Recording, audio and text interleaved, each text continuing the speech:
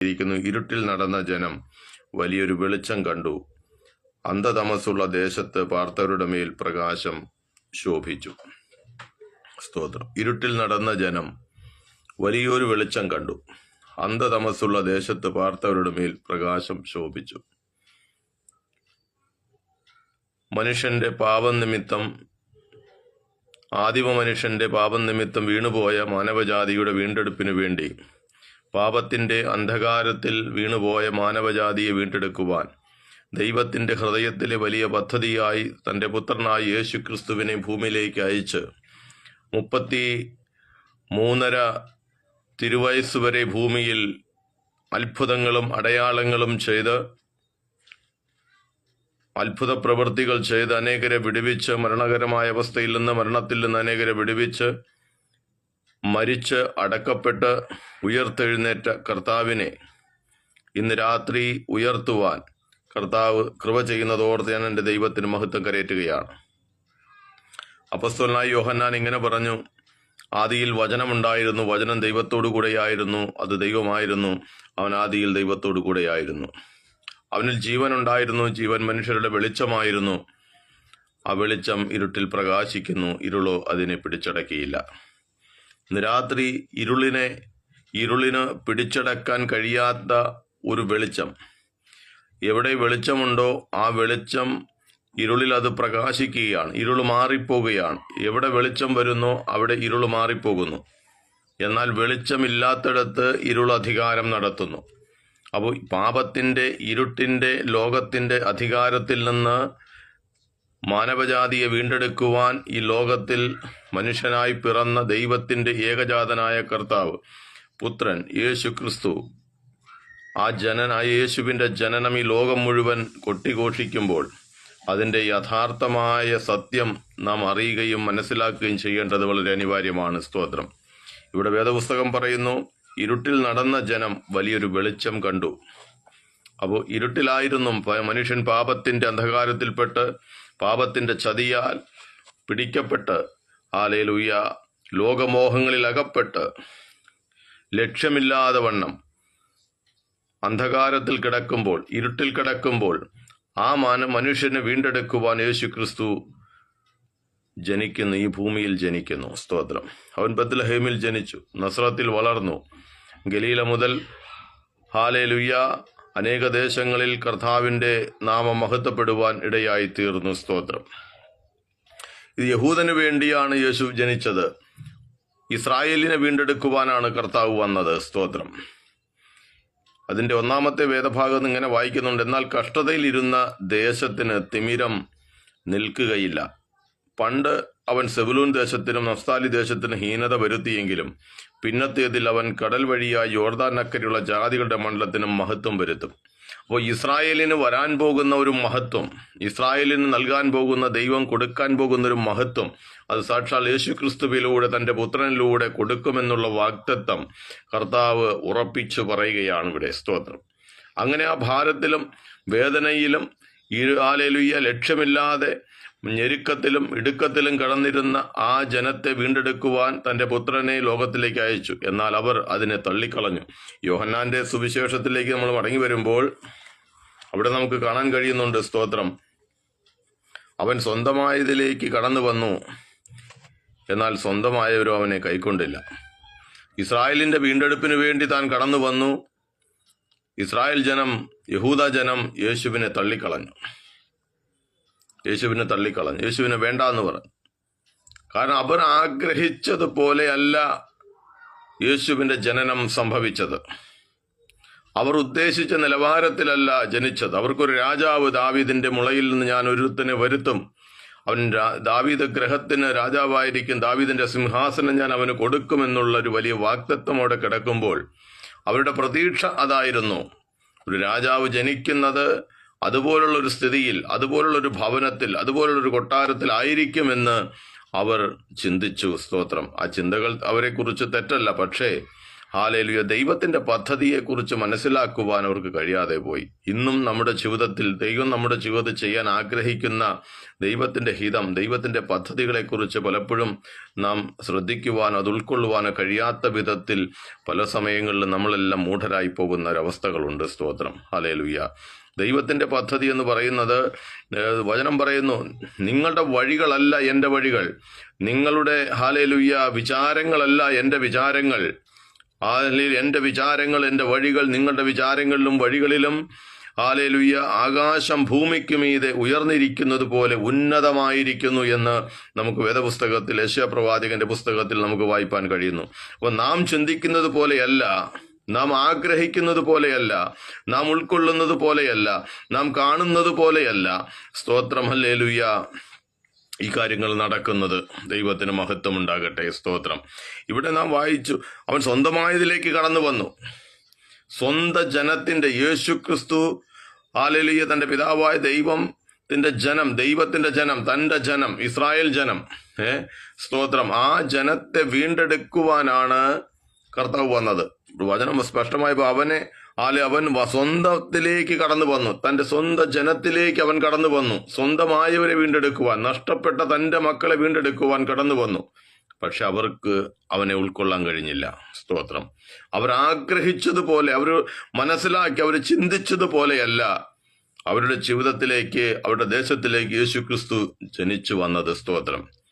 യേശുവിന്റെ ജനനം, ഹല്ലേലൂയ, അവൻ മണ്ണിൽ ജനിച്ചു. ഹല്ലേലൂയ. പശുത്തൊഴുത്തിൽ അവനെ കൊണ്ടുവന്ന് കിടത്തി, ശീലകളിൽ പൊതിഞ്ഞ് അവനെ കൊണ്ടുവന്ന് കിടത്തി. ആമേൻ. സ്തോത്രം. ഹല്ലേലൂയ. അങ്ങനെ നമുക്കതെല്ലാ കാര്യങ്ങളും, നമുക്ക് യേശുവിന്റെ ജനനത്തെക്കുറിച്ച് നമുക്ക് കാണുവാൻ കഴിയുന്നുണ്ട്. സ്തോത്രം. നമുക്ക് മടങ്ങി വരാം. ഹല്ലേലൂയ. യെശയ്യാ പ്രവചനത്തിലേക്ക് നമുക്ക് മടങ്ങി വരാം. ദൈവത്തിന് മഹത്വം ഉണ്ടാകട്ടെ. അവിടെ കാണുന്നു, ഇരുട്ടിൽ നടന്ന ജനം വലിയ വെളിച്ചം കാണുകയാണ്. ലക്ഷ്യമില്ലാതിരിക്കുമ്പോൾ നമുക്ക് തുറന്നു വരുന്ന ഒരു വഴി, എല്ലാ വഴികളും അടഞ്ഞു കഴിയുമ്പോൾ നമുക്ക് തുറക്കപ്പെടുന്ന ഒരു വഴി, നമുക്കൊരു അത്ഭുതമായിരിക്കും അത്. ഏതൊരു വ്യക്തിയെ സംബന്ധിച്ചും അത് വലിയൊരു അത്ഭുതം തന്നെയാണ്. സ്തോത്രം. ആ ഒരു കാര്യം നമ്മൾ ഉൾക്കൊള്ളുവാൻ നമുക്ക് കഴിയണം. സ്തോത്രം. നമുക്ക് വേണ്ടി ആർ വഴി തുറക്കും? നമുക്ക് വേണ്ടി സങ്കീർത്തനക്കാരൻ പറയാൻ, നമുക്കാർ നന്മ ചെയ്യുമെന്ന് പലരും ചോദിക്കുന്നു. നമുക്ക് വേണ്ടി ആർ നന്മ ചെയ്യും? ഒരു മനുഷ്യനും നമുക്ക് നന്മ ചെയ്യത്തില്ല.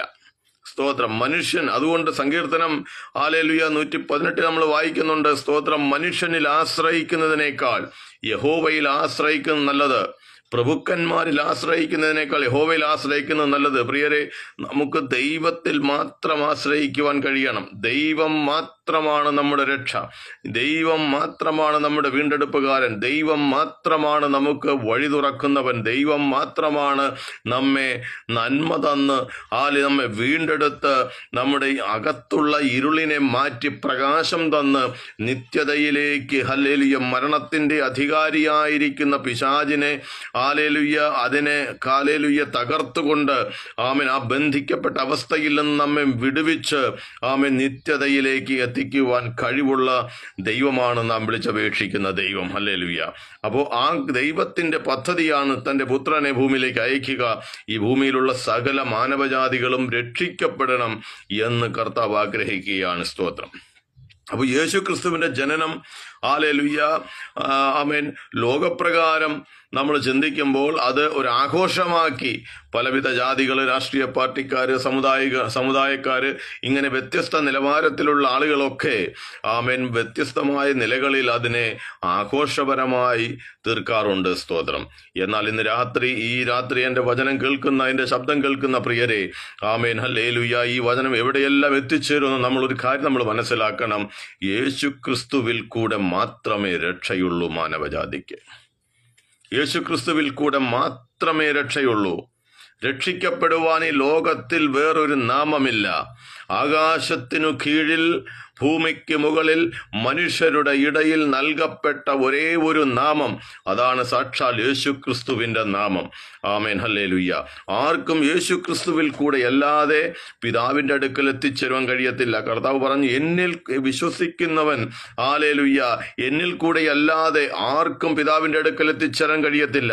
ഞാനാകുന്നു ആടുകളുടെ വാതിൽ.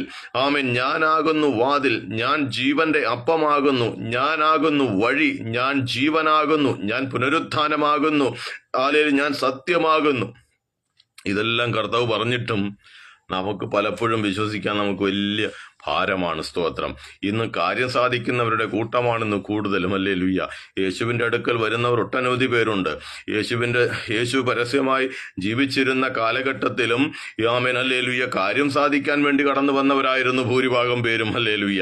സ്തോത്രം. ഹല്ലേലൂയ. ഇന്ന് രാത്രി നാം ചിന്തിക്കണം, നാം യേശുവിനെ അറിയുന്നത്, യേശുവിനെ കാണുന്നത്, യേശുവിനെ ആരാധിക്കുന്നത്, യേശുവിന് മഹത്വം കൊടുക്കുന്നത്, യേശുവിൻ്റെ പിൻപേ പോകുന്നത് എന്തെങ്കിലും സ്വാർത്ഥ ലാഭത്തിന് വേണ്ടിയാണെങ്കിൽ ഹല്ലേലൂയ നാം വളരെയധികം ചതിക്കപ്പെടുകയാണെന്ന് നാം മനസ്സിലാക്കണം. ഹല്ലേലൂയ. പിശാചിന്റെ അധികാരത്തിൽ നിന്ന്, മരണത്തിന്റെ അധികാരിയായിരിക്കുന്ന പിശാചിന്റെ അധികാരത്തിൽ നിന്ന്, ലോകത്തിന്റെ മോഹത്തിൽ നിന്ന് ആമേൻ ഹല്ലേലൂയ ആമേൻ വിടുവിച്ച്, പാപത്തിന്റെ ബന്ധനത്തിൽ നിന്ന് വിടുവിച്ച് നിത്യത എന്ന നിത്യസ്വർഗത്തിൽ നിത്യരാജ്യത്തിന്റെ അവകാശികളാക്കുവാനാണ് കർത്താവായ യേശു ക്രിസ്തു ഈ ഭൂമിയിൽ വന്നത്. സ്തോത്രം.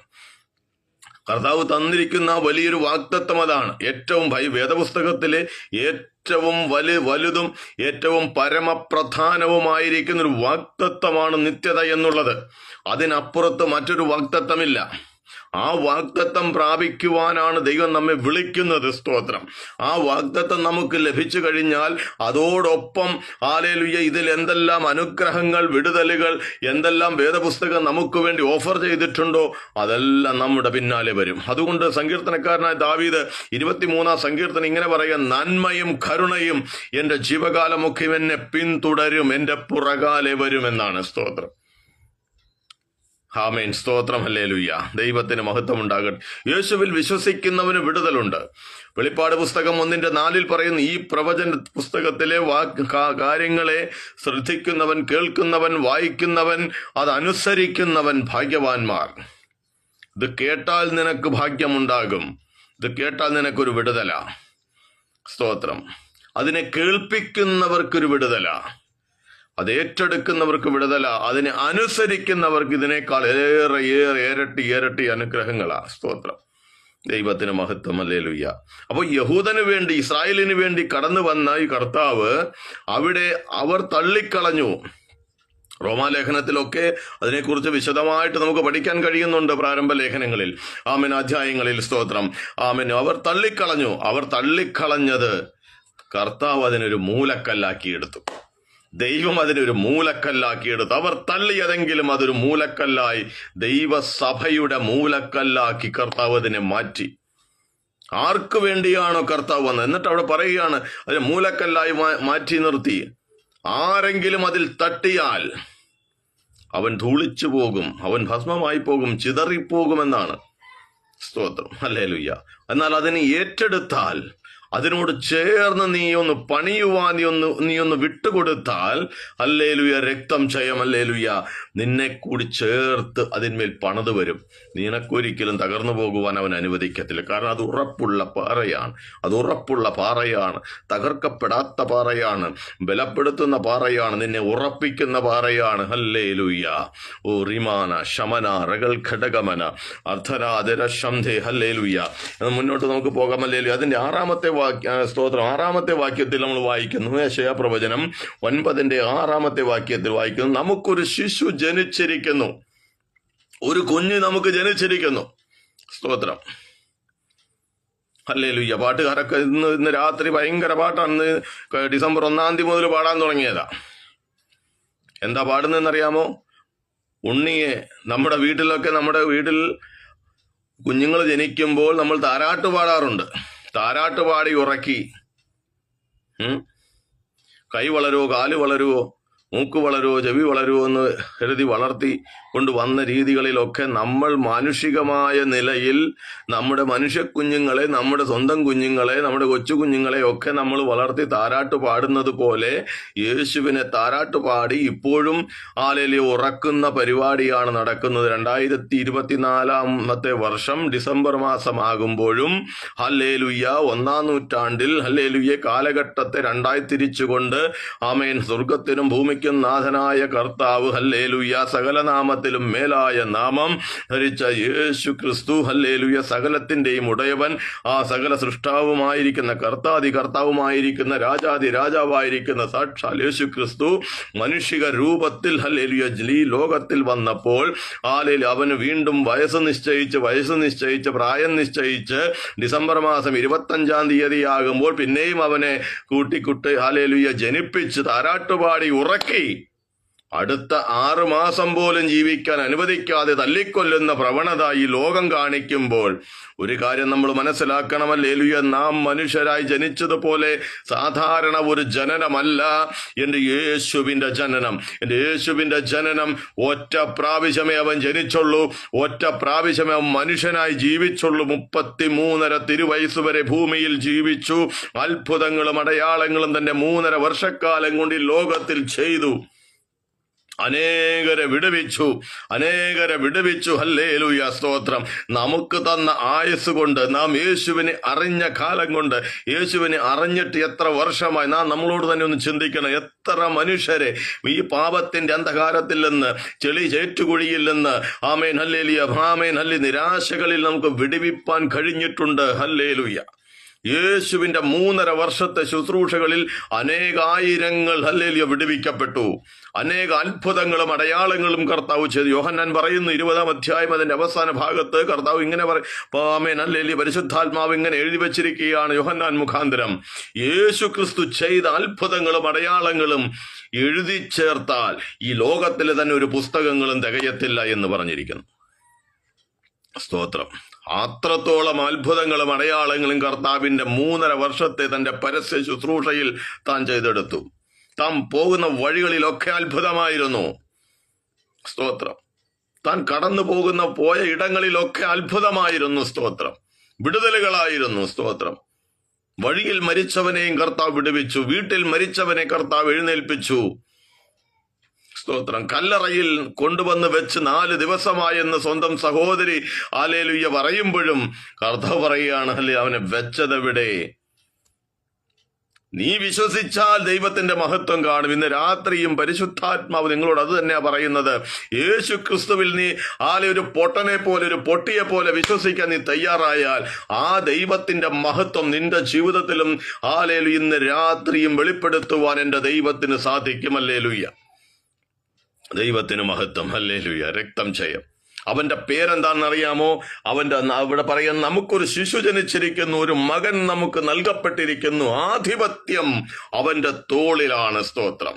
അധികാരം അവന് നൽകപ്പെട്ടിരിക്കുകയാണ്. ആധിപത്യം അവന്റെ തോളിലാ. പിശാചിന്റെ തോളിൽ, എന്റെയും നിന്റെയും ആധിപത്യം പിശാചിന്റെ തോളിൽ വെച്ചു കൊടുത്തപ്പോൾ അത് പിടിച്ചു വാങ്ങി യേശുവിന്റെ തോളിൽ പിതാവായ ദൈവം ഹല്ലേലൂയ ഇവിടെ പ്രവാചകനോട് പറയുക, പ്രവാചകനിലൂടെ വെളിപ്പെടുത്തുകയാണ്, ആധിപത്യം അവന്റെ തോളിലാണ്. സ്തോത്രം. സകലത്തിന്റെയും അധികാരം അവന്റെ മേൽ കൊടുത്തു. ദൈവത്തിന് മഹത്വം. ഹല്ലേലൂയ. ആധിപത്യം അവന്റെ തോളിലിരിക്കും. അവൻ അത്ഭുത മന്ത്രി, വീരനാം ദൈവം, നിത്യപിതാവ്, സമാധാന പ്രഭു എന്ന് വിളിക്കപ്പെടും. അവൻ സമാധാന പ്രഭുവാണ്. നിനക്ക് സമാധാനമില്ലാതെ ഭാരപ്പെടുകയാണോ പ്രിയരെ? നീ സമാധാനമില്ലാതെ ഭാരപ്പെടുകയാണോ? ഉറക്കമില്ലാതെ ഭാരപ്പെടുകയാണോ? ഏതെല്ലാം വിഷയത്താലാണ് നീ ഞെരുങ്ങുന്നത്? നിരാശയിലാണോ? മുന്നോട്ടെങ്ങനെ പോകുമെന്ന് ചിന്തിച്ച് ഹല്ലേലൂയ ഞെരുങ്ങുന്ന അവസ്ഥയിലാണോ?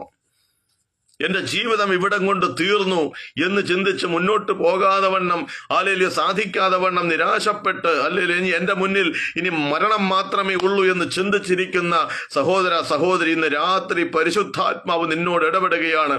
യേശുവിന്റെ പേര് സമാധാന പ്രഭു എന്നാണ്. ഹല്ലേലൂയ. നിന്നെ കൊല്ലാൻ വേണ്ടി വെല്ലുവിളിക്കുന്ന, നിനക്ക് കൊലക്കയർ ഒരുക്കി പിശാച് കാത്തിരിക്കുമ്പോൾ ആ കുലക്കയറെ അറുത്ത് കളഞ്ഞ്, ഹല്ലേലൂയ, തന്റെ സ്നേഹത്തിന്റെ കയറ് കൊണ്ട് കെട്ടി തന്നോട് ചേർത്ത് നിർത്തുന്ന ഒരുവൻ ഈ ലോകത്തിലുണ്ടെങ്കിൽ അവന്റെ പേരാണ് യേശു ക്രിസ്തു. ഹുഡാമന ശമന അറകൾ ഘടകമന. ആ യേശുവിനെയാണ് ഞങ്ങൾ ഉയർത്തുന്നത്. സ്തോത്രം. ദൈവത്തിന് മഹത്വം ഉണ്ടാകട്ടെ. അവന്റെ പേര് അത്ഭുത മന്ത്രി. അവൻ ചെല്ലുന്നിടത്ത് അത്ഭുതമാ, അവൻ ഇരിക്കുന്നിടത്തൊരു അത്ഭുതമാ. സ്തോത്രം. യഹൂദന് കൊടുത്ത പ്രമാണമനുസരിച്ച് വ്യഭിചാരം ചെയ്യുന്നവരെ കല്ലെറിഞ്ഞ് കൊല്ലണമെന്നൊരു പ്രമാണമുണ്ട്. ആ പ്രമാണം വെച്ച് ഒരു സ്ത്രീയെ പിടിച്ചു. മറിയ എന്നാണ് അവളുടെ പേര്. അവളെ കല്ലെറിയാൻ യഹൂദന്മാർ, പരീശന്മാർ, ശാസ്ത്രിമാർ വാർദ്ധക്യത്തിൽ മരണത്തെ കാത്ത് മൂക്കി പഞ്ഞും വെച്ചിരിക്കുന്നവരൊക്കെ, കൊച്ചു കുഞ്ഞുങ്ങൾ, എഴുന്നേറ്റ് നടക്കാറായ കൊച്ചു കുഞ്ഞുങ്ങൾ മുതൽ മൂക്കി പഞ്ഞു വയ്ക്കാൻ പ്രായമായ കിളവന്മാര് വരെ കയ്യിൽ കല്ലും പിടിച്ച് ആ സ്ത്രീക്കെതിരെ അവളെ കല്ലെറിഞ്ഞു കൊല്ലാൻ ഓടിക്കുമ്പോൾ അവൾ ഓടിച്ചെന്ന് യെരൂശലേം ദേവാലയത്തിൽ യേശുവിന്റെ പാദപീഠത്തിൽ കവിണ്ണു വീണു. യേശു അവിടെ ഇരിക്കുന്നെന്ന് കണ്ടിട്ട് ഇവർ അവളെ കല്ലെറിയാതെ അവർ നോക്കിയിരിക്കുകയാണ്. എന്നിട്ട് പറയുകയാണ്, ഇവളെ ഹല്ലേലൂയ വ്യഭിചാരത്തിൽ പിടിച്ചിരിക്കുന്നു. മോശയുടെ പ്രമാണമനുസരിച്ച് ഇവളെ കല്ലെറിഞ്ഞു കൊല്ലണം എന്ന് ഉണ്ടെന്ന് യേശുവിനെ ഓർമ്മിപ്പിക്കുക. പ്രമാണം എഴുതി തന്നവനോട് പറയുകയാണ് ഇങ്ങനെ ഒരു പ്രമാണമുണ്ടെന്ന്. ഇതാണ് ഇന്നത്തെ ലോകം. സ്തോത്രം. ആരാണോ ആ പ്രമാണം കൊടുത്തത്, ആ പ്രമാണം കൊടുത്തവനോട് പറയുകയാണ് ഇങ്ങനെ ഒരു പ്രമാണമുണ്ട്, നീ എന്തു പറയുന്നു? യേശു താഴെ ഇരുന്ന് എഴുതിക്കൊണ്ടിരിക്കുക, എന്തോ വരച്ചുകൊണ്ടിരിക്കുക. എന്തോ എഴുതിയെന്ന് അവിടെ അറിയത്തില്ല, പക്ഷെ എന്തോ വരച്ചുകൊണ്ടിരിക്കുകയായിരുന്നു. യേശു തലപൊക്കി അവരെ നോക്കിയിട്ട് പറഞ്ഞു, നിങ്ങളിൽ പാപമില്ലാത്തവൻ ആദ്യം ഇവളെ കല്ലെറിയട്ടെ. സ്തോത്രം. വലിയവർ മുതൽ ചെറിയവർ വരെ കല്ലൊക്കെ താഴെയിട്ട് അവർ ഓടിക്കളഞ്ഞു. അവസാനം ആ സ്ത്രീയും യേശുവും മാത്രം ശേഷിച്ചു എന്ന് വചനം അവിടെ എഴുതിയിരിക്കുന്നു. യേശു അവളെ വിളിച്ചിട്ട് പറയുകയാണ്, സ്ത്രീയെ, നിന്നെ ആരും ശിക്ഷിച്ചില്ലേ? നിന്നെ ആരും ശിക്ഷിച്ചില്ലേ? അവൾ പറഞ്ഞില്ല, ഗുരു, എന്നെ ആരും ശിക്ഷിച്ചില്ല. ഞാനും നിന്നെ ശിക്ഷിക്കുന്നില്ല. ഇനിമേലാൽ നീ പാപം ചെയ്യരുത്. സ്തോത്രം. ആ സ്ത്രീ ദിവസങ്ങൾ, മാസങ്ങൾ കഴിഞ്ഞപ്പോൾ, ചില സമയങ്ങൾ കഴിഞ്ഞപ്പോൾ, പരീശനായ ശീമോൻ എന്നു പേരുള്ള ഒരു ധനികന്റെ വീട്ടിൽ യേശുവിനെയും ശിഷ്യന്മാരെയും ഭക്ഷണത്തിന് വിളിച്ചു.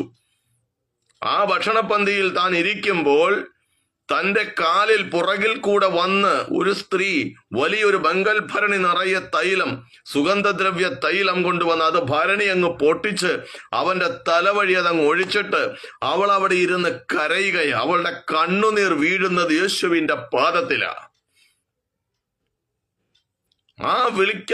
ആരാണോ യേശുവിനെ അവിടെ ഭക്ഷണത്തിന് വിളിച്ചത്, ആ പരീശൻ ഹൃദയത്തിൽ ഇങ്ങനെ ചിന്തിക്കുകയാണ്, ഇവൻ ഒരു പ്രവാചകനായിരുന്നെങ്കിൽ ഈ വന്ന സ്ത്രീ ആരാണെന്ന് അറിയാമായിരുന്നു. കാരണം അവന്റെ മനസ്സിൽ കിടക്കുന്നത് ഇപ്പോഴും എന്താണ്?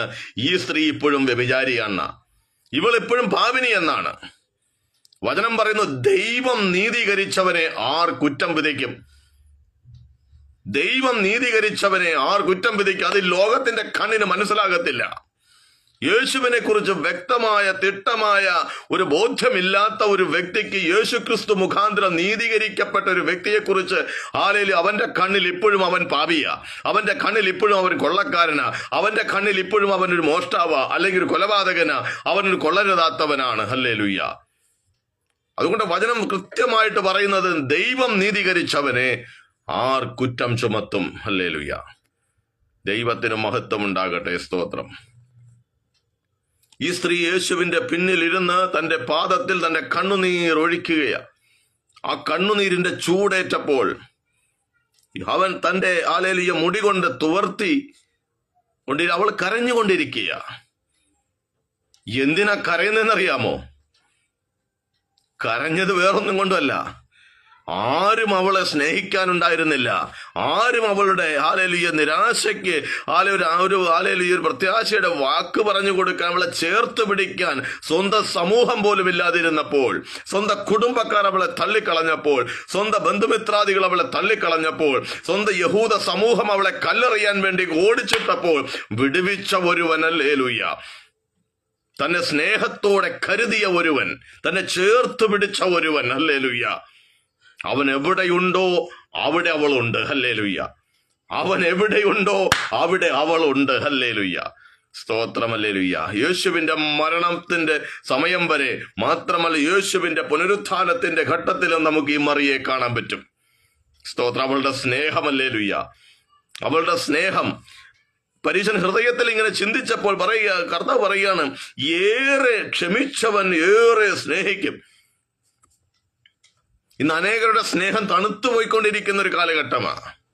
അനേകർ പിന്മാറിപ്പോയിക്കൊണ്ടിരിക്കുന്ന കാലഘട്ടമാണ്. ദൈവിക ആത്മീക കൂട്ടായ്മകളൊക്കെ, പല കൂട്ടായ്മകളും ഇങ്ങനെ വിരളമായിക്കൊണ്ടിരിക്കുന്ന, ഹല്ലേലൂയ എന്ന് പറഞ്ഞാൽ ഇങ്ങനെ കസേരകളൊക്കെ ഒഴിഞ്ഞു കിടക്കുന്ന ഒരു അനുഭവത്തിലേക്കാണ് ഈ കാലഘട്ടം പോയിക്കൊണ്ടിരിക്കുന്നത്. സ്തോത്രം. ദൈവത്തിന് മഹത്വം. ഹല്ലേലൂയ. ലോകം തള്ളിക്കളയുന്നതിനെ ചേർത്ത് പിടിക്കാൻ യേശു അവളെ ചേർത്ത് പിടിച്ചു. പ്രിയരെ, നമുക്ക് അങ്ങനെയുള്ളവരെ ചേർത്ത് പിടിക്കാൻ കഴിയുന്നുണ്ടോ? നമുക്ക് അങ്ങനെയുള്ളവരെ ചേർത്ത് പിടിക്കാനാണ് കർത്താവ് നമ്മയൊക്കെ തെരഞ്ഞെടുത്ത് വിവിധയിടങ്ങളിലാക്കിയിരിക്കുന്നത്.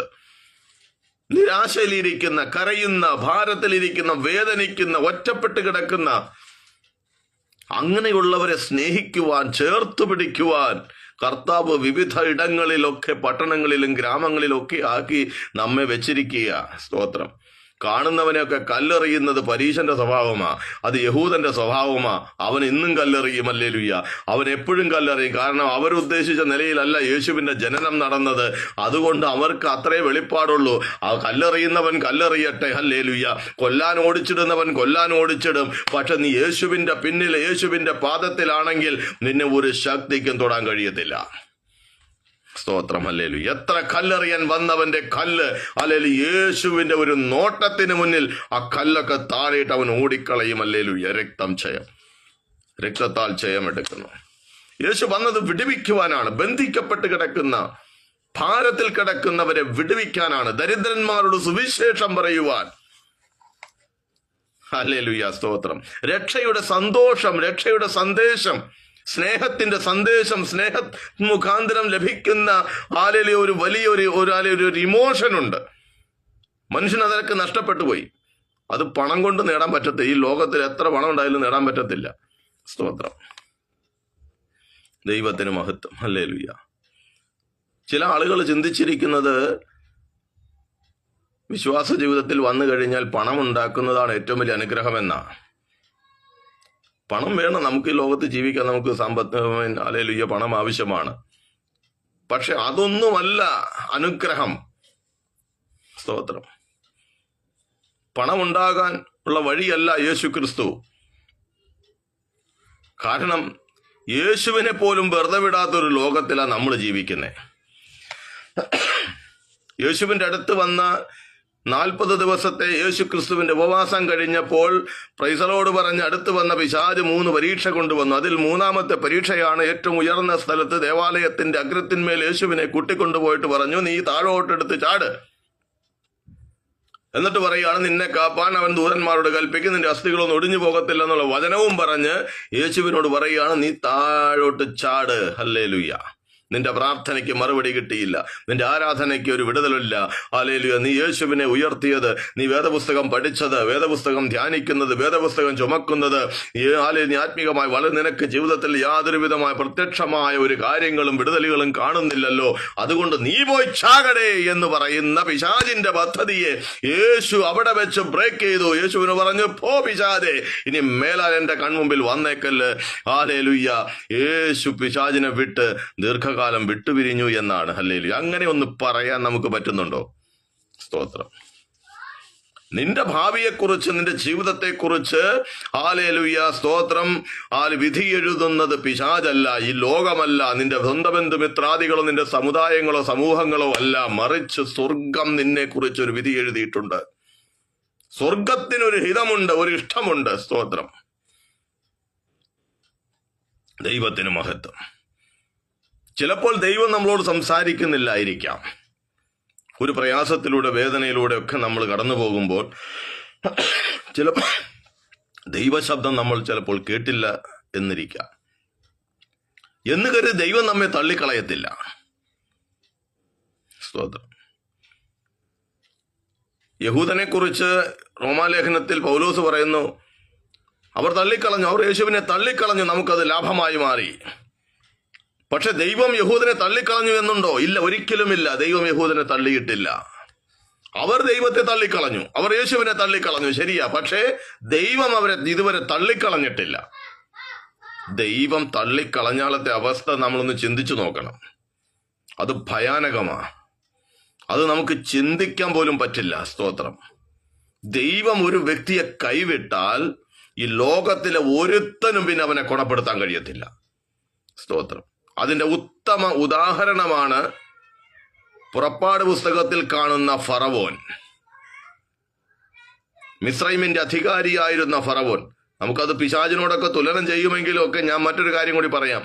അവന്റെ അധികാരത്തിൽ നിന്ന് ഇസ്രായേൽ ജനത്തെ വിടുവിച്ചു കൊണ്ടുവന്നു.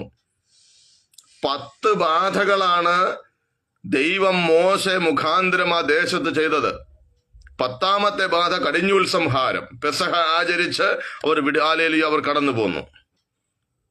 ആദ്യത്തെ ചില ബാധകൾ അവിടെ വരുമ്പോൾ ഫറവോൻ അല്പമായിട്ട് മാനസാന്തരപ്പെട്ടുകൊണ്ട് മോശയുടെ അടുത്ത് വന്ന് പറയുന്നുണ്ട്, നീ നിന്റെ ദൈവത്തോട് പ്രാർത്ഥിക്ക്, നിന്റെ ജനത്തെ നീ കൊണ്ടുപോക്കോ എന്നൊക്കെ പറഞ്ഞ് മോശ അവിടെ പ്രാർത്ഥിക്കുന്നു. അവൻ തന്നെത്താൻ തന്റെ ഹൃദയത്തെ കഠിനപ്പെടുത്തുന്നതായിട്ട് നമുക്ക് കാണാം. പക്ഷെ ചില സമയം കഴിയുമ്പോൾ ഇവൻ ഈ സ്വയം ഇങ്ങനെ കഠിനപ്പെടുത്തി മുന്നോട്ട് പോകുമ്പോൾ ഇവന് മാനസാന്തരം ഉണ്ടാകുന്നില്ലെന്ന് ദൈവം കണ്ടിട്ട് അവിടെ കാണുകയാണ്. അവസാനത്തെ ചില ബാധകൾ വരുമ്പോൾ ദൈവം ഫറവോന്റെ ഹൃദയത്തെ കഠിനപ്പെടുത്തി എന്ന് കാണാൻ കഴിയുന്നു. ദൈവം ഒരുത്തന്റെ ഹൃദയത്തെ കഠിനപ്പെടുത്തിയാൽ ജീവിതത്തിൽ ഒരുത്തർക്കും അവനെ ഹല്ലേലൂയ രൂപാന്തരപ്പെടുത്തി കൊണ്ടുവരാൻ കഴിയത്തില്ല. അതിന്റെ അവസാനത്തെ ഹല്ലേലൂയ പ്രതിഫലനമാണ് ചെങ്കടലിന്റെ മധ്യത്തിൽ ഇസ്രായേൽ ജനം അക്കരെ കടന്നതിന് ശേഷം ഈ ജനത്തെ മുഴുവനും ആ വെള്ളത്തിൽ മുക്കി കൊന്നു കളഞ്ഞത്. സ്തോത്രം, ദൈവത്തിന് മഹത്വം ഉണ്ടാകട്ടെ.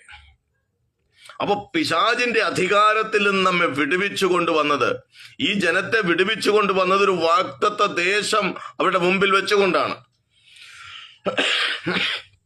ദൈവത്തിന് മഹത്വം. ഒരു വാഗ്ദത്ത ദേശം ദൈവം അവർക്ക് വെച്ചിട്ടുണ്ട്. ആ വാഗ്ദത്ത ദേശത്തിലാണ് നമ്മെ ഹല്ലേലൂയ ദൈവം ഇസ്രായേൽ ജനത്തെ കൊണ്ട് എത്തിക്കുന്നത്. ദൈവത്തിന് മഹത്വം ഉണ്ടാകട്ടെ. സ്തോത്രം. നമുക്കും ഒരു വാഗ്ദത്ത ദേശമുണ്ട്. നമുക്കൊരു നിത്യത ദൈവം ഒരുക്കിയിട്ടുണ്ട്. അത് നമുക്ക് നഷ്ടപ്പെടാൻ പാടില്ല. നാമായിട്ട് അതിനെ നഷ്ടപ്പെടുത്താൻ പാടില്ല. സ്തോത്രം. ദൈവം നഷ്ടപ്പെടുത്തത്തില്ല. ദൈവം നമ്മെ അതിൽ നിന്ന് തള്ളിക്കളയത്തില്ല. അത് ഉറപ്പാ. ഇനി വേണ്ട എന്ന് വെക്കാനുള്ള പൂർണ്ണ ഉത്തരവാദിത്തം ഹല്ലേലൂയ കയീനോട് കർത്താവ് പറഞ്ഞു. കയീൻ പാപം ചെയ്തു, അല്ലേ? സ്വന്തം സഹോദരനെ കൊന്നുകളഞ്ഞു. കയീനോട് ചോദിച്ചു, നിന്റെ സഹോദരൻ എവിടെ എന്നൊക്കെ ചോദിക്കുന്ന കാര്യങ്ങളൊക്കെ നമുക്കറിയാം. അവസാനം കർത്താവ് പറയുന്നുണ്ട്, നന്മയും തിന്മയും നിന്റെ മുമ്പിൽ കിടക്കുന്നു, പാപം നിന്റെ മുമ്പിൽ കിടക്കുന്നു. അപ്പൊ തെരഞ്ഞെടുപ്പ് നമ്മുടെ മുമ്പിൽ ദൈവം വെച്ചിരിക്കുക. അന്ന് വെച്ച തെരഞ്ഞെടുപ്പാ. ആ തെരഞ്ഞെടുപ്പ് ഇന്നും നമ്മുടെ ഓരോരുത്തരുടെ മുമ്പിലുണ്ട്. നമ്മുടെ മരണം വരെയും നമ്മുടെ മുമ്പിലുണ്ട്. നാം രക്ഷിക്കപ്പെട്ടതായിരിക്കാം, നാം ശുശ്രൂഷയിലായിരിക്കാം, നാം 100 വർഷത്തെ പെന്തക്കോസിന്റെ പാരമ്പര്യം പറയുന്നവരായിരിക്കാം. ഇതൊക്കെ ശരിയാ. പക്ഷെ ഇന്നും ആ തെരഞ്ഞെടുപ്പ് ഇന്നും നമ്മുടെ മരണം വരെയും നമ്മുടെ കൺമുമ്പിൽ കർത്താവ് വെച്ചിട്ടുണ്ട്. സ്തോത്രം. അതേത് വേണമെങ്കിലും തിരഞ്ഞെടുക്കാം. സ്തോത്രം. സ്തോത്രം. ഹല്ലേലൂയ. ഒരിക്കൽ രക്ഷിക്കപ്പെട്ടു എന്ന് കരുതി ആ രക്ഷ പൂർത്തീകരിക്കപ്പെട്ടിട്ടില്ല. നാം രക്ഷിക്കപ്പെട്ടുകൊണ്ടിരിക്കുകയാണ്. ഇപ്പോൾ നാം പ്രസന്റ് ടെൻസിലാണ്, വർത്തമാനകാലത്തിലാണ്. നമ്മുടെ പിതാക്കന്മാർ അവർ നിത്യതയിലെത്തി കാണും. സ്തോത്രം. പക്ഷെ നമുക്കും എത്തണമല്ലോ. അവർ എത്തിയത് കൊണ്ട് നമ്മളും എത്തുമെന്ന് ഒരിക്കലും പ്രതീക്ഷിക്കരുത്. പെന്തക്കോസുകാരനായതുകൊണ്ട് സ്വർഗത്തിൽ പോകുമെന്ന് ഒരിക്കലും ധരിക്കുക ചെയ്യരുത്. ക്രിസ്തീയ സമൂഹത്തിൽ ജനിച്ചത് കൊണ്ട് നിത്യതയിലെത്തുമെന്ന് ചിന്തിക്കുക ചെയ്യരുത്. യേശുവിനെ അറിഞ്ഞതുകൊണ്ട് അല്ലെങ്കിൽ യേശുവിനെ ആരാധിക്കുന്ന ഏതെങ്കിലും കൂട്ടായ്മയിൽ ചെന്ന് ആ 2 സ്തോത്രം പറഞ്ഞതുകൊണ്ട് 2 അന്യഭാഷ പഠിച്ചത് കൊണ്ടോ നിത്യതയിലെത്തുമെന്ന് ചിന്തിക്കുക ചെയ്യരുത്. സ്തോത്രം. ഹല്ലേലൂയ. സ്തോത്രം. കർത്താവ് വരുന്നത് വാനമേഘത്തിൽ തനിക്കായി കാത്തിരിക്കുന്നവരുടെ രക്ഷയ്ക്കായി അവൻ വീണ്ടും പ്രത്യക്ഷനാകുമെന്നാണ് ആമേൻ ഹല്ലേലൂയ എബ്രായ ലേഖനം 9-ാം അധ്യായം 27-ാമത്തെ വാക്യത്തിൽ നാം പഠിക്കുന്നത്. സ്തോത്രം. ദൈവത്തിന് മഹത്വം. അപ്പൊ കർത്താവ് ഈ ഭൂമിയിൽ വന്നത് മാനവജാതിയുടെ വീണ്ടെടുപ്പിന് വേണ്ടിയിട്ടാ, എന്റെയും നിന്റെയും വീണ്ടെടുപ്പിന് വേണ്ടിയിട്ടാ. നമ്മുടെ ആ അകത്ത് കടന്നുകൂടിയിരിക്കുന്ന ഇരുളിന്റെ ആധിപത്യത്തെ തകർത്ത് കളഞ്ഞ് ഹല്ലേലൂയ ലോകത്തിന്റെ വെളിച്ചമായ ക്രിസ്തു നമ്മുടെ അകത്ത് പ്രകാശിക്കുമ്പോൾ അകത്തുള്ള ഇരുള് മാറി ഹല്ലേലൂയ വെളിച്ചം വരുന്നു. വെളിച്ചം വരുമ്പോൾ എല്ലാം വ്യക്തമായി തെളിയുന്നു. സ്തോത്രം. എല്ലാം സ്പഷ്ടമായി കാണുന്നു. ദൈവത്തിന് മഹത്വം. സ്പഷ്ടമായി കാണുന്നു. പലർക്കും ഇത് സ്പഷ്ടമായി കാണാത്തതാണ്. ഇന്നും ഇരുട്ടിൽ കിടക്കുകയാണ്. വെളിച്ചത്തിൽ ഇരിക്കുന്നു എന്ന് പറയുകയും, യോഹന്നാന്റെ ലേഖനത്തിലേക്ക് ഒരു മിനിറ്റ് നമുക്കൊന്ന് പോകാം. യോഹന്നാന്റെ ലേഖനം ശതാരകടകമനം ശധനികാലകക്ഷന്ത പ്രൗഢി. യോഹന്നാന്റെ ലേഖനം 1-ാം അധ്യായം. ആമേൻ, സ്തോത്രം. 1-2 വാക്യം നമുക്ക് വായിക്കാം. അവിടെ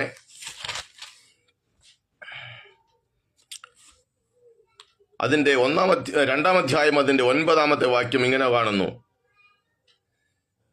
വെളിച്ചത്തിൽ ഇരിക്കുന്നു എന്ന് പറയുകയും സഹോദരനെ പയക്കുകയും ചെയ്യുന്നവൻ ഇന്നയോളം ഇരുട്ടിൽ ഇരിക്കുന്നു. അപ്പൊ ഈ കൂട്ടത്തിൽ വന്നതുകൊണ്ട് ശരിയായില്ല. കൂട്ടത്തിൽ വന്നപ്പോൾ കൂട്ടത്തിലുള്ളവരെ കൂടി സ്നേഹിക്കണം.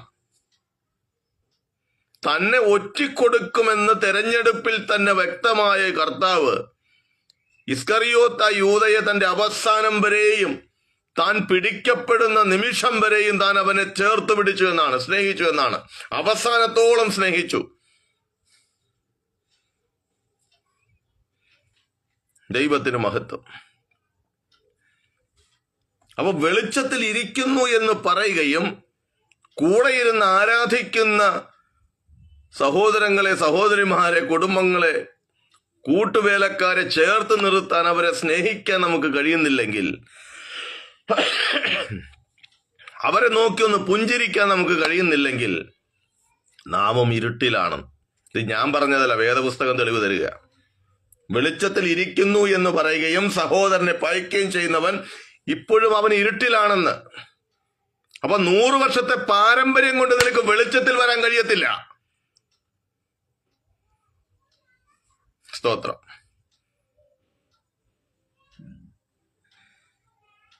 ദൈവത്തിന് മഹത്വം. ഹല്ലേലൂയ. സഹോദരനെ സ്നേഹിക്കുന്നവൻ വെളിച്ചത്തിൽ വസിക്കുന്നു, ഇടർച്ചയ്ക്ക് അവനിൽ കാരണമില്ല. അപ്പൊ സഹോദരനെ സ്നേഹിക്കുന്നത് നിമിത്തം നമ്മുടെ അകത്ത പ്രകാശം വർദ്ധിക്കുകയാണ്. അകത്ത് വെളിച്ചമുണ്ടെങ്കിലല്ലേ വെളിച്ചം അങ്ങോട്ട് പകരാൻ പറ്റുള്ളൂ. സ്തോത്രം. എന്നേക്കാൾ നന്നായി ആ സഹോദരൻ, ആ സഹോദരി പ്രാർത്ഥിക്കുന്നു, എന്നേക്കാൾ കൂടുതൽ അന്യഭാഷ പറയുന്നു, എന്നേക്കാൾ കൂടുതൽ പ്രസംഗിക്കുന്നു, എനിക്ക് പ്രവചിക്കാൻ പറ്റുന്നില്ല, പുള്ളി പ്രവചിക്കുന്നു, പുള്ളി പ്രാർത്ഥിക്കുമ്പോൾ ദൂതുകൾ കൈമാറുന്നു, പുള്ളി പ്രാർത്ഥിക്കുമ്പോൾ ദർശനങ്ങൾ പങ്കുവെക്കുന്നു. ദൈവം എല്ലാവരെയും അവിടവിടങ്ങളിലായി ഓരോരോ സ്ഥാനങ്ങളിൽ ദൈവം ആക്കിയിട്ടുണ്ട്. കൊരിന്ത്യ ലേഖനം 15-ാം അധ്യായം പഠിക്കുമ്പോൾ സാധാരണ കുഴിമാടത്തിൽ ചെല്ലുമ്പോഴാണ് ആ വാക്യം വായിക്കാറ്. അവിടെ എങ്ങനെയാണ്? ഓരോരുത്തൻ താൻ താന്റെ നിരയിലെത്രേ. ഓരോരുത്തൻ താൻ താന്റെ നിരയിലെത്ര. ദൈവം അത് ആക്കി വെച്ചിരിക്കുകയാണ്. ഓരോരുത്തരെ താൻ താന്റെ നിരയിലാക്കി വെച്ചിരിക്കുക. ആ നിരയിൽ നിന്നാ മതി. ഞാൻ ചെയ്യുന്ന പണി ഞാനല്ലാതെ വേറൊരാൾക്ക് ചെയ്യാൻ പറ്റില്ല. മറ്റൊരാൾ ചെയ്യുന്ന ജോലി അതെന്നെ കൊണ്ട് കഴിയില്ല. സ്തോത്രം. ആ ജോലി ചെയ്യുവാൻ ഓരോരുത്തരെയും ദൈവം അതാത് സ്ഥാനങ്ങളിലാക്കി വെച്ചിട്ടുണ്ട്. സ്തോത്രം. അപ്പൊ ഇവിടുത്തെ എല്ലാം ആകത്തുക വെളിച്ചത്തിൽ വസിക്കുക എന്നുള്ളതാണ്. ആ വെളിച്ചം, ക്രിസ്തു എന്ന വെളിച്ചം നമ്മുടെ അകത്തു വരണം. സ്തോത്രം. കൊലോസ്യ ലേഖനം 1-ാം അധ്യായം 27-ാമത്തെ വേദഭാഗത്തിൽ നമ്മൾ ഇങ്ങനെ വായിക്കുന്നു: മഹത്വത്തിന്റെ പ്രത്യാശയായ ക്രിസ്തു നിങ്ങളിൽ ഇരിക്കുന്നു. മഹത്വത്തിന്റെ പ്രത്യാശ, നമ്മുടെ പ്രത്യാശ അതല്ലേ. നമ്മുടെ കർത്താവ് വരും, വാനമേഘത്തിൽ വരും, എന്നെ എടുക്കാൻ വരും. അഥവാ ഞാൻ മരിച്ചു പോയാലും ആ കുഴിമാടത്തിൽ നിന്ന് കർത്താവിന്റെ കാളധ്വനി കേൾക്കുമ്പോൾ ഞാൻ ചാടി എഴുന്നേൽക്കും.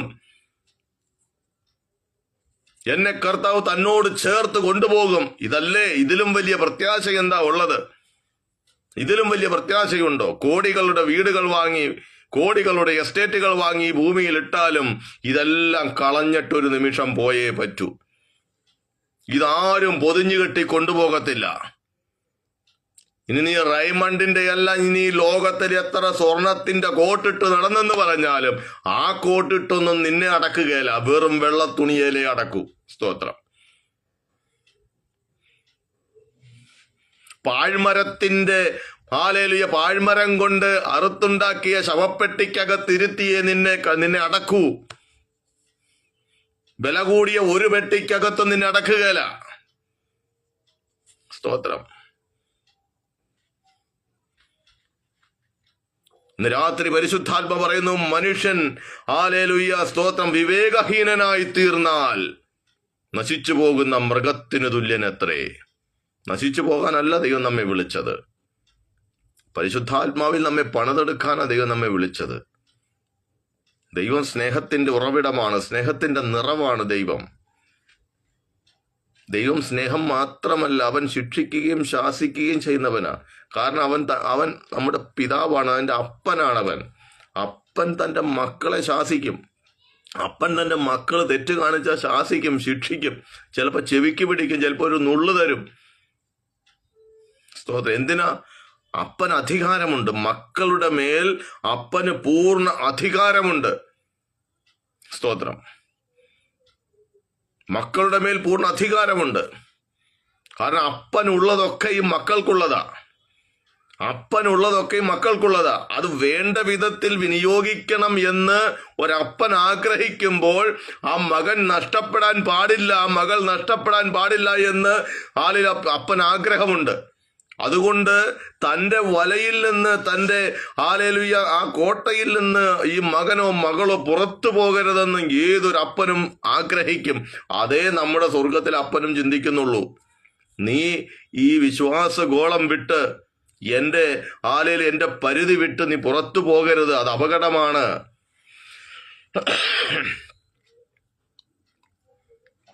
അത് അപകടമാണ്. ദൈവം നമുക്ക് മുന്നറിയിപ്പ് തരികയാണ്. ആ വലിയൊരു അപകടത്തിൽ നിന്നാണ് നിന്നെ കൊണ്ടുവന്നത്. നീ എൻ്റെ അടുത്തിരിക്കാൻ നീ യോഗ്യനല്ല.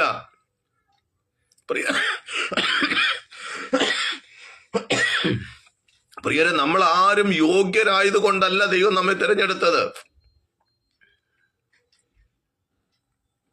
നമ്മെ ദൈവം ഒറ്റപ്പെടുത്തി ഇഞ്ഞ് കൊണ്ടുവന്നതാ. ഒറ്റപ്പെട്ട് ജീവിക്കുന്നവർക്കറിയാം അതിൻ്റെ വേദന എത്രമാത്രം ഉണ്ടെന്നുള്ളത്, ഇല്ലേ? ദൈവം അബ്രഹാമിനെ വിളിക്കുമ്പോൾ ഒറ്റ കാര്യമാണ് പറഞ്ഞത്, നീ നിന്റെ ദേശത്തെയും ചർച്ചക്കാരെയും പിതൃഭവനത്തെയും വിട്ട് പുറപ്പെട്ട് ഞാൻ കാണിക്കുന്ന ദേശത്തേക്ക് പോവുക. ആ കാണിക്കാനിരിക്കുന്ന ദേശമേ പറഞ്ഞുള്ളൂ, കാണിച്ചില്ല. പോകാനാ പറഞ്ഞത്. അവൻ വിട്ടു പുറപ്പെട്ടു. വിടേണ്ടതിനെ വിടണം. വിടേണ്ടതിനെ വിട്ടിട്ടില്ല. ഇന്നും 100 വർഷത്തെ തെറ്റിദ്ധരിക്കരുത് പ്രിയരെ.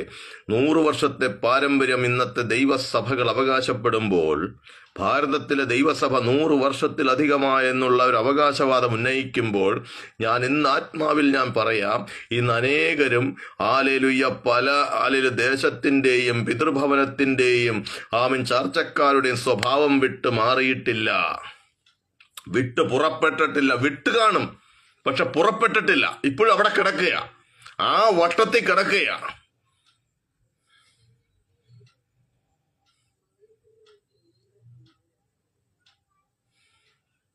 സ്തോത്രം.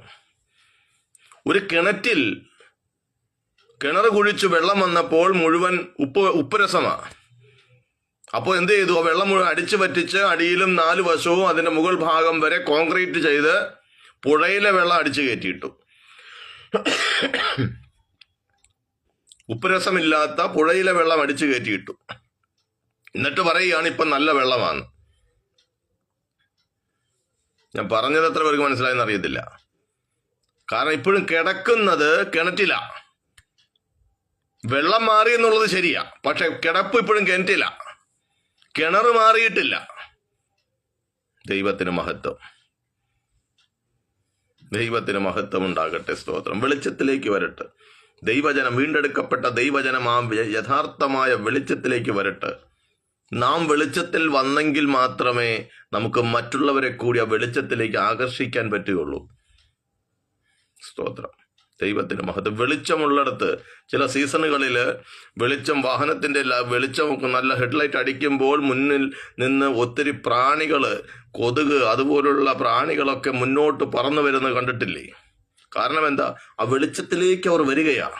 അല്പനേരത്തെ ആയുസേ ഉള്ളൂ ആ ജീവികൾക്ക്, പക്ഷെ എന്നിട്ടും അത് വരികയാണ്, വെളിച്ചത്തിലേക്ക് വരികയാണ്. അപ്പൊ വെളിച്ചം ഉള്ളിടത്താണ് ഒരു ആകർഷണം ഉണ്ടാകുന്നത്. പെട്ടെന്നൊരു വെളിച്ചം കണ്ടാൽ നമ്മൾ എല്ലാവരും ശ്രദ്ധിക്കും. അങ്ങനെയെങ്കിൽ ലോകത്തിന്റെ വെളിച്ചമായ മഹത്വത്തിന്റെ പ്രത്യാശയായ ക്രിസ്തു നമ്മുടെ അകത്തിരിക്കുന്നു എന്ന് നമ്മളത് മനസ്സിലാക്കി വിശ്വസിച്ച ക്രിസ്തു എന്ന വെളിച്ചത്തെ മറ്റുള്ളവരിലേക്കൊന്ന് പകരുവാൻ നമ്മെ തന്നെ ഒന്ന് ഒരുക്കിയെടുത്താൽ നമ്മിലേക്ക് എത്ര പേർ ആകർഷിക്കപ്പെടും. കർത്താവ് വന്നപ്പോൾ അനേകരെ കർത്താവിലേക്ക് ആകർഷിച്ചു. ചില മൂടുപടങ്ങൾ കിടക്കുക. ഹല്ലേലൂയ. എന്നെ ശ്രദ്ധിക്കുന്ന പ്രിയരെ, ദൈവാത്മാവ് ചില കാര്യങ്ങൾ കാണിക്കുക. ചില മൂടുപടങ്ങൾ കിടക്കുക. പഴയ നിയമത്തിന്റെ ന്യായപ്രമാണത്തിന്റെ ചില മൂടുപടം, ആ പ്രമാണത്തിന്റെ മൂടുപടം കിടക്കുന്നിടത്തോളം കർത്താവിൽ നിന്ന് ദൂരെയാ. മൂടുപടം കീറിപ്പോയി. കർത്താവിന്റെ ക്രൂശ് മരണത്തിൽ ആ മൂടുപടം രണ്ടായി കീറിപ്പോയി. തനിയെ കീറിപ്പോയത്. ആർക്കും കീറിക്കളയാൻ സാധിക്കില്ല. കീറിക്കളയണ പ്രമാണമില്ല. തനിയെ ആമേൻ അല്ലെങ്കിൽ ആർക്കും കീറിയാൽ അത് കീറത്തില്ല. അതുപോലെ കൈത്തുന്നലായിട്ട് പണിതെടുത്ത സാധനമാണ്. പക്ഷെ കർത്താവിന്റെ ക്രൂശ് മരണത്തിങ്കൽ സ്തോത്രം ഹല്ലേലൂയ, ദേവാലയത്തിലെ ഹല്ലേലൂയ സ്തോത്രം, ആ പർദ്ദ കീറിപ്പോയെന്നാ എഴുതിയിരിക്കുന്നത്. സ്തോത്രം. അത് രണ്ടായി നെടുകെ ചിന്തിപ്പോയി, രണ്ടായി പിളർന്നു പോയി. പിന്നെ അതിനെ ഒന്നിപ്പിക്കാൻ കഴിഞ്ഞിട്ടില്ല, കീറി അങ്ങ് പോയി. എന്തിനാ? അകത്തേക്ക് അതിവിശുദ്ധ സ്ഥലത്തിലേക്കുള്ളൊരു പ്രവേശനം സാധ്യമാക്കുവാൻ. വേർതിരിവിന്റെ മൂടുപടം. സ്തോത്രം. കൂടെ ഇരുന്ന് ആരാധിക്കുന്നവരുമായിട്ട് ഒരു വേർതിരിവിന്റെ മൂടുപടമുണ്ടോ? ആത്മിക ശുശ്രൂഷകളിൽ നിൽക്കുന്ന പ്രിയരെ, നമ്മുടെ ജീവിതത്തിൽ നമ്മുടെ കൂട്ടുവേലക്കാരുമായി ചില മൂടുപടങ്ങൾ വെച്ചിട്ടുണ്ടോ? ഉണ്ടെങ്കിൽ നീ കർത്താവിങ്കിലേക്ക് നോക്കുമ്പോൾ ആ മൂടുപടം മാറിപ്പോകും. കർത്താവിങ്കിലേക്ക് നോക്കുമ്പോൾ മൂടുപടം നീങ്ങിപ്പോകുമെന്ന് വചനം പഠിപ്പിക്കുന്നു. സ്തോത്രം. നമുക്ക് കർത്താവിങ്കിലേക്കാണ് നോക്കേണ്ടത്, യേശു ക്രിസ്തുവിനെയാണ് നോക്കേണ്ടത്. സ്തോത്രം. ദൈവത്തിന് മഹത്വം ഉണ്ടാകട്ടെ. റിഖമന ശമന ഘടകമന അധര ജഗൽ ഘടക പ്രൗഢമന അധുരാധിരാജകം ധീരകല ഘടക പ്രൗഢി. കർത്താവിങ്കിലേക്ക് നോക്കുമ്പോൾ, യേശുവിങ്കിലേക്ക് നോക്കി യേശുവിന്റെ അടുത്തേക്ക് വരുമ്പോൾ നമ്മുടെ ഹൃദയത്തിൽ കുമിഞ്ഞുകൂടി കിടക്കുന്ന മൂടുപടങ്ങൾ വെളിച്ചം പരക്കാതിരിക്കുവാൻ തക്കവണ്ണം മാലിൽ കെട്ടിക്കിടക്കുന്ന മൂടിവെച്ചിരിക്കുന്ന ഇരുട്ടിന്റെ മൂടുപടങ്ങൾ അത് മാറിപ്പോകണം, വെളിച്ചത്തിലേക്ക് വരണം. ഹല്ലേലൂയ. രക്തം ജയം. ദൈവസഭ വെളിച്ചത്തിലേക്ക് വരട്ടെ. ലോകം മുഴുവൻ യേശുവിന്റെ ജനനം കൊട്ടി ആഘോഷിക്കുമ്പോൾ ഒരു കാര്യം നാം നമ്മളോട് തന്നെ ചോദിക്കണം. ഹല്ലേലൂയ. ഞാൻ യഥാർത്ഥമായ വെളിച്ചത്തിലാണോ? യേശു ക്രിസ്തു എന്ന വെളിച്ചം എന്നിലുണ്ടോ? ഇല്ലെങ്കിൽ അതൊന്ന് എന്റെ ഹൃദയത്തിൽ ഉദിക്കണം. ഹല്ലേലൂയ. ആ യേശു ക്രിസ്തുവിലേക്ക് എത്താനുള്ളൊരു വെളിച്ചം, യേശുവിനെ കാണുവാൻ ഹല്ലേലൂയ കാട്ടിൽ ആടുകളെ മേഞ്ഞുകൊണ്ടിരുന്ന ഇടയന്മാർക്ക് വെളിപ്പെട്ട ഒരു നക്ഷത്രമുണ്ട്. ഒരു നക്ഷത്രം. അവരോടാണ് സ്വർഗത്തിലെ ദൂതൻ അവരോട് പറഞ്ഞു, ഇതാ നിങ്ങൾക്കായി രക്ഷകൻ ഹല്ലേലൂയ ജനിച്ചിരിക്കുന്നു. ഈ നക്ഷത്രം നിങ്ങൾക്കൊരു വെളിച്ചമാ, വഴികാട്ടിയാ, മുന്നോട്ട് പോയിക്കോ. ആ നക്ഷത്രം നിൽക്കുന്നിടത്ത് നിങ്ങൾ നിൽക്കണം. അവിടെ നിങ്ങൾക്ക് വേണ്ടി ഒരുക്കപ്പെട്ടിരിക്കുന്ന, നിങ്ങൾക്ക് വേണ്ടി ജനിച്ചിരിക്കുന്ന, മാനവജാതിയുടെ പാപത്തിന് പരിഹാരമായി ജനിച്ചിരിക്കുന്ന ശിശുവിനെ നിങ്ങൾ കാണും. ശീലയിൽ പൊതിഞ്ഞു കിടത്തിയിരിക്കുന്ന ഒരു ശിശുവിനെ കാണും. അടയാളം അതായിരുന്നു. സ്തോത്രം. സ്വർണ്ണക്കട്ടിയിൽ പൊതിഞ്ഞിരിക്കുന്നു എന്നല്ല, ഹല്ലേലൂയ വലിയ ബെഡ്റൂമിൽ കിടത്തിയിരിക്കുന്നു എന്നല്ല, ആമൻ ശീലയിൽ പൊതിഞ്ഞ് വെറും ഒരു തുണിക്കകത്ത് പൊതിഞ്ഞു കിടത്തിയിരിക്കുന്നു. സ്തോത്രം. ദൈവത്തിന് മഹത്വം. Praise the Lord. ഹല്ലേലൂയ. അവർക്ക് വഴികാട്ടിയായത് ആ നക്ഷത്രമാണ് ദൈവത്തിന്റെ വചനം. ആ വചനം നിന്നെ യേശു ക്രിസ്തുവിൽ കൊണ്ടെത്തിക്കും. സ്തോത്രം. ആ വചനം നിന്നെ യേശു ക്രിസ്തുവിൽ കൊണ്ടെത്തിക്കും. ദൈവത്തിന് മഹത്വം. നമുക്ക് യേശുവിന്റെ പിന്നാലെ പോകാം. ആ കർത്താവ് നമുക്ക് വേണ്ടി മരിച്ചു, അടക്കപ്പെട്ടു, മൂന്നാം ദിനം താൻ ഉയർത്തെഴുന്നേറ്റു. താൻ പറഞ്ഞതുപോലെ മൂന്നാം ദിനം ഉയർത്തെഴുന്നേറ്റു. കർത്താവ് പറഞ്ഞു, വെല്ലുവിളിച്ചാ പറഞ്ഞത്, നിങ്ങൾക്ക് എൻ്റെ ഈ മന്ദിരം നിങ്ങൾ പൊളിപ്പിൻ, 3 ദിവസം കൊണ്ട് ഞാനതിനെ പണിയാമെന്ന് വെല്ലുവിളിച്ചു. കേട്ടവർക്ക് ഒന്നും പിടികിട്ടിയില്ല. അവർ ചിന്തിച്ചത് യെരൂശലേം ദേവാലയത്തിന്റെ കാര്യമാണ്. 40 വർഷം കൊണ്ട് പണിതെടുത്ത ഈ ദേവാലയം നീ എങ്ങനെ ഇത് പൊളിച്ചിട്ട് 3 ദിവസം കൊണ്ട് പണിയും? തന്റെ ശരീരം എന്ന ദേവാലയത്തെ കുറിച്ചാണ് പറഞ്ഞത്. തന്റെ ശരീരം, അതിനെ അവർ പൊളിക്കുമെന്ന് കർത്താവിന് വ്യക്തമായിട്ട് അറിയാമായിരുന്നു. താൻ മരിക്കാൻ വന്നതാണെന്ന് യേശുവിന് അറിയാമായിരുന്നു. താൻ ഈ വേദന സഹിക്കാനാ വന്നതെന്ന് യേശുവിന് അറിയാമായിരുന്നു. എന്നിട്ടും തന്നോടടുത്ത് വന്നവരെ താൻ ചേർത്ത് നിർത്തി.